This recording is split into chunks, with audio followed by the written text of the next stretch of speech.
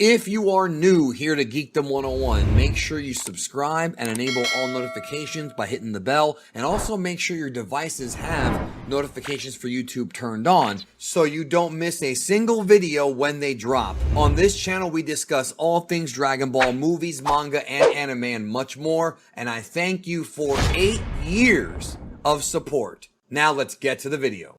Okay, ladies and gentlemen, we got draft pages out on the official site for Dragon Ball, discussing Dragon Ball Super Manga Chapter 90 as we continue the prelude event of Dragon Ball Super Super Hero, mostly focusing on the adventure of Goten and Trunks as Saiyaman X1 and X2, but also the rise and I guess the capture eventually of Dr. Hedo. So we're going to go ahead and go over all of that here today and discuss these early pages. If you don't want to be spoiled by any of this, to avoid the video, but I don't think they're going to go into anything too big on this one. In the last couple of chapters, we've seen the alpha and the beta models of Dr. Hedo. What's next? Sigma? Is he going to go right to gammas, or is there something else? Let's get to it. So the first image I want to point to real quick is the image that you see right there on your screen, which right in the middle. I want to talk about this real quick. That scene at that convenience store is the exact same scene that was at the very beginning of Dragon Ball Super Super Hero. I'm probably going to put it as a thumbnail, actually, where Dr. Hedo... Well, no, it wasn't even Dr. Hedo. It was Magenta talking to Carmine about Dr. Hedo's weird experiments and how he was eventually captured. And he talked about in that movie, or in that opening scene, he talked about the fact that this guy reanimated dead corpses to make early androids, or synthetic bio creatures, or bio characters, if you want to say that. And here we see them for the first time. So there you are. That tells me that we're probably not too far away from the Dragon Ball Superhero movie events. Whether or not they're going to retell it just like in the movie, or if they're going to just give us a summary, or if they're going to add new events, that still remains to be seen. I'm willing to bet, though, guys, that I think it won't be too long. Based on the pacing, I feel like by April, if not May, we're probably going to be there.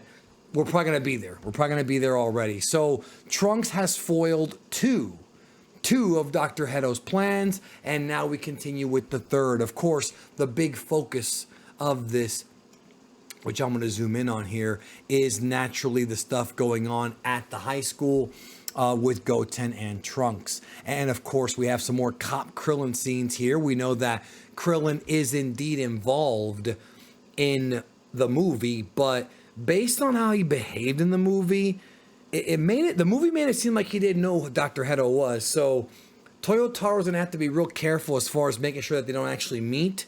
But for all we know, Krillin might be the one to arrest him. I mean, who knows? They never specify who it was that actually put him in prison. But again, it's interesting because they could tell the story of the movie like the way it was, or they could go their own way, meaning that Toyotaro could, like what he did with the Dragon Ball Super arcs that were in the anime first, the Trunks arc, Tournament of Power, and that is tell his own version of the events based on the Toriyama manuscript. With this film, however, Toriyama wrote the script, so it's not quite the same thing, but we'll see what creative direction he takes it. And it appears like here what's going on is Krillin stops by this convenience store where somebody's dropped an eyeball. And that's pretty funny. I mean, hey, has anybody dropped an eyeball? I guess that's what he's going to say to these people. But we're going to get translations here shortly for you guys, so stand by. And so he goes inside and he meets up with these 3 androids. So at some point, some time has passed. I believe, obviously, this is after the beta stuff, and some time has passed since that event, because I don't think that Dr. Hedo is creating, new androids and overlapping them. Of course, I could be wrong. Either way, I'm a big fan of how these characters look, these like zombie androids, because they're kind of like a mixture of, Universal monsters, Frankenstein, and zombies. I'm down for it. This hasn't been the most thrilling arc, but it definitely has been a change of pace. Here we have more scenes with Krillin at the convenience store, more of that slice of life stuff. Krillin pulling his gun out as if he needed it, considering that, he can fire ki blasts, and more importantly, he can also fire the Kienzan, the energy cutter, which can cut anything in half, except for like Cell's neck. But you know what I mean. He could definitely cut these guys up. Moving on down here, we've got another. I love this shot right here. I actually love it. Obviously, it's been unfinished, but Goten on the Nimbus Cloud on Kintoon, seeing it again. This arc does throw a lot of references to the Sandman stuff. And here we have Goten trying to figure out. He seems to be on. It looks like he's playing. He's either playing. No, he's listening to music. He is listening to music, as you can see the musical notes there. I thought he was maybe playing a video game or something. Then again, maybe he is. I mean, it's hard to tell if that's a cell phone or an actual video game console, like a portable one. I'm sure we'll get the real answer when the chapter drops. Moving on here, we have a scene of Goten. That's Goten catching a bus, a school bus, which is a unique choice. I mean, I'm sure they'll explain it because Goten doesn't need to use the bus. He can just use the cloud like what Gohan did in the Sandman arc. Here we have some more of the classmates. I'm not too sure what's going on here, to be honest, because the artwork is not really as clean as it has been in other chapters. But boy, they've been building this up, haven't they? They have been building this one up for quite some time. And I'm not sure if this is actually like just somebody cosplaying, or I mean, because it's a movie, right? So who knows? But we are seeing here finally what appears to be either someone dressed as or the actual. Actually, wait, no, that's not him. That's not Clean God, because Clean God has the C on his head. But he's got the B on his buckle, so that's got to be one of the beta models. So I guess we're not done with those yet. Yeah, I thought that was Clean God for a minute. Okay, let's head on over to the translations by Herms and get some clarity here as far as what happened. So let's go ahead and go through.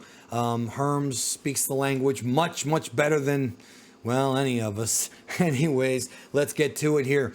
Roughs are out for Dragon Ball Super Chapter 90, Showdown with Dr. Hedo. In West City's Cricket District, Officer Kudadin, which is Krillin, asks where to find the convenience store where Hedo's zombies work. He tracks them down after a zombie scares away a customer. Okay, so I guess he knows that they're zombies then. That kind of changes things. Found you, Butterfly Mountain zombies. He wants to take them down to the station to ask them about their boss, but gets distracted when he notices Mai is in there.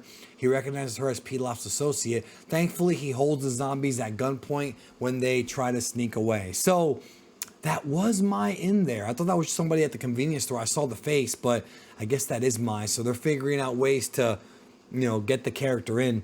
Meanwhile, at Mount Paozu, that's Goku's house, near Goten's home, which Goten, same house. Goten is flying into town. 40 minutes later, he jumps off Kintoon and takes the bus the rest of the way. I guess to come off more realistic, so nobody knows he has a flying magic cloud, in order to keep his classmates from realizing he lives insanely far away. That's fair. But what happens if they want to go visit him? Then what? Who knows? A classmate asks why he never sees Goten outside of school if he lives in that area, but Goten covers by claiming he doesn't get out much. Another classmate wants his help in getting Trunks to ask her to the dance. Oh boy. But Goten knows he wants to ask Mai. Suddenly the bus shakes. The bus's path is blocked by Beta 7, so it is another beta model, Beta 7. So Beta 1, Beta 2, and we jump to Beta 7. He calls for Goten to come out. Since he already knows Goten is Saiyaman, of course, that's because of the information they got in the previous chapter. That makes perfect sense. A classmate wonders why all these guys keep coming for Goten, but Goten doesn't know either. They're a real nuisance. So the battle will continue.